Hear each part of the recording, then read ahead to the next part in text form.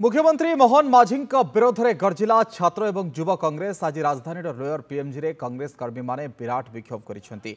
समाने नड़िया भांगी मुख्यमंत्री फोटो रे पानी देवा सहित अभियोग करिसेंती। बारंबार ओडिया अस्मितार कथा कहूतबा मुख्यमंत्री जगन्नाथ को अपमानित करिसेंती। कोटी कोटी ओडियांकर घरे घरे जगन्नाथ पूजा पाउछंती, किंतु मोहन माझी निजको जगन्नाथ बोली कहउछंती। एहा आम ठाकुर को घोर अपमान। तेणु मुख्यमंत्री तुरंत क्षमा प्रार्थना करंतु, नहले सबुठी तांकु कांग्रेस विरोध करिबो बोली दलर कर्मी माने चेतावनी दैछंती। बीजेपी क्षमतार अंध हो पड़ी।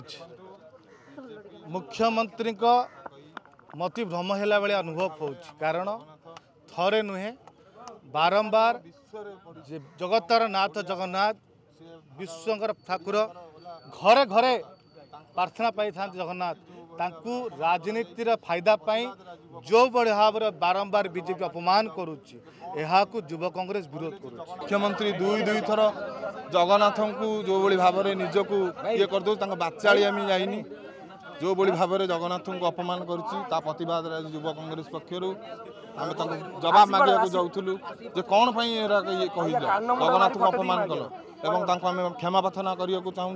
यदि न करती आगामी दिन युव कांग्रेस राजरास्त चल दिए।